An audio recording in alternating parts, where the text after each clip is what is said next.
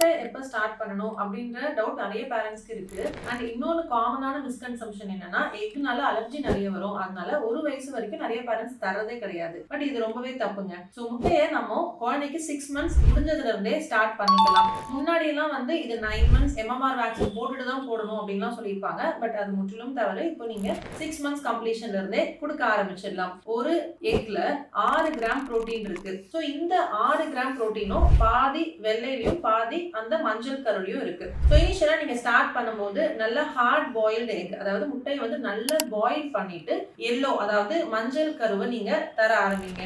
1 week அப்புறமா நீங்க வெள்ளையும் சேர்த்து கொடுக்க ஆரம்பிச்சிடலாம். ஸோ இதுல எந்த முட்டை சிறந்தது, பிராய்லரா இல்ல நாட்டுக்கோழி முட்டையா அப்படின்னு கேட்டீங்கன்னா, எக்ல அந்த மாதிரி எந்த ஒரு டிஃபரன்ஸும் இல்ல. நீங்க எல்லா எக்கையுமே தரலாம். அண்ட் டெய்லி ஒரு எக் வந்து நீங்க ஒரு 8 months 9 months பேபில இருந்து தாராளமா கொடுக்கலாம். இது கேர்ள் சில்ட்ரனுக்கு கொடுக்கறதுனால அவங்களுக்கு ஹார்மோன் ப்ராப்ளம் வரும்னு நினைச்சு பயப்பட வேண்டாம். அண்ட் நீங்க முட்டை தரும்போது ஃபர்ஸ்ட் ஏதாவது அலர்ஜி ரியாக்ஷன்ஸ் வருதான்னு செக் பண்ணுங்க. எதுவுமே இல்லைன்னா கண்டினியூ பண்ணுங்க.